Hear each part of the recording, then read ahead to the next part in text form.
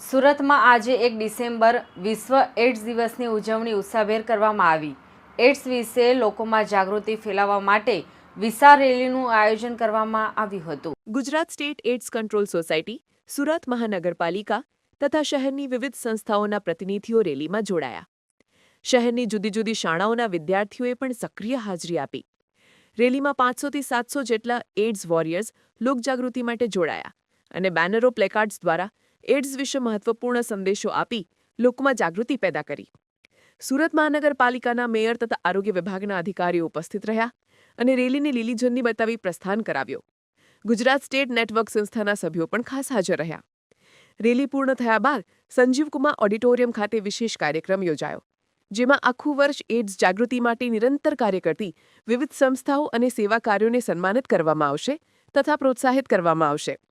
આજે આપણે જે જોઈ રહ્યા છીએ એમ મહારેલીનું આયોજન છે કે જે જનજાગૃતિના ભાગરૂપે આપણે આ કાર્યક્રમનું આયોજન કર્યું છે। લોકોમાં જે એચઆઈવી પ્રત્યે જે ગેરસમજ છે અને જે આપણે જે જાગૃતતા લાવવા માટેનો એક પ્રયાસ છે અને સાથે સાથે જે એચઆઈવીની પોતે રોકથામમાં પણ પોતાનું જવાબદારીઓ નિભાવે। ત્યારબાદ આપણે એક સ્ટેજ પ્રોગ્રામ છે સંજીવ કુમાર ઓડિટોરિયમમાં અને એ કાર્યક્રમની અંદર આપણે અમુક નવી બાબતોને લોન્ચ કરવાના છીએ। સાથે જે ગુજરાત રાજ્યમાં 40 થી પણ વધુ સંસ્થાઓ જેમણે સર્વશ્રેષ્ઠ કામ કર્યું છે આખા વર્ષમાં, એમનું સન્માન પણ થનાર છે।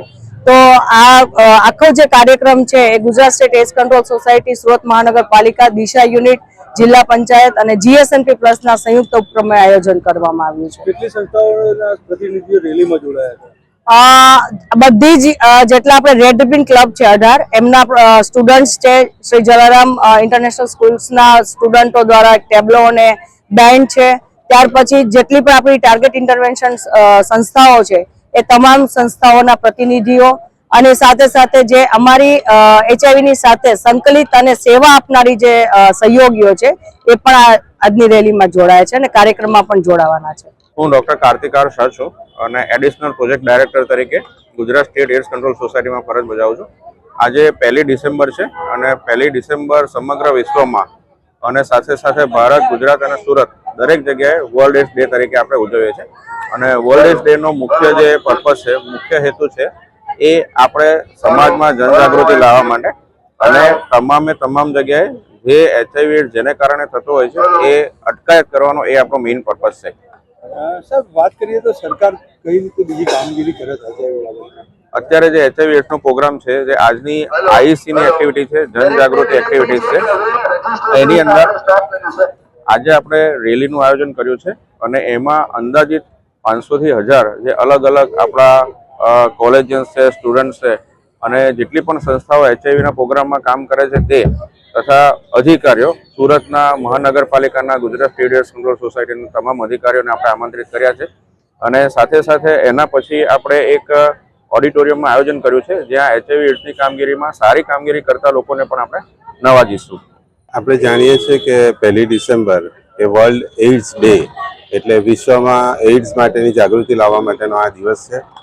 ગુજરાત સરકાર, ભારત સરકાર અને સાથે સાથે મહાનગરપાલિકા આપણી બધા જ એઇડ્સને કંટ્રોલ કરવા માટે અને એના જે ભોગ બન્યા છે એ લોકોને સારું જીવન મળી રહે એના માટે આપણે કામગીરી કરી રહ્યા છીએ। ગુજરાત સરકારનો આજે સ્ટેટ લેવલનો કાર્યક્રમ આપણા સુરતની અંદર આજે થઈ રહ્યો છે, જેની અંદર અત્યારે આપ જોઈ રહ્યા છો એ પ્રકારે રેલી થશે અને ત્યાર પછી આપણે સંજીવ કુમાર ઓડિટોરિયમ ખાતે જે લોકોએ સારી કામગીરી કરી છે એઇડ્સ કંટ્રોલ કરવા માટે એ લોકોને આપણે બિરદાવવાનો એક કાર્યક્રમ રાખેલો છે। અત્યારે એઇડ્સની જે આપણી આ રેલી છે, જનજાગૃતિ રેલી છે, એમાં જુદી જુદી સ્કૂલોના બાળકો છે, જે ગુજરાત એઇડ્સ કંટ્રોલ સોસાયટી સાથે જોડાયેલા બધા એનજીઓ છે અને સાથે સાથે સુરત મહાનગરપાલિકા છે, આ તમામ લોકો આની અંદર જોડાયા છે અને આપણે મોટી સંખ્યામાં આ બધા જોડાયા છે અને સાથે સાથે આપણે એટલો મેસેજ આપવા માંગીએ છીએ કે એઇડ્સને અટકાવવા માટે બધા જાણીએ જ છે કે કઈ રીતે આપણે અટકાવી શકીએ।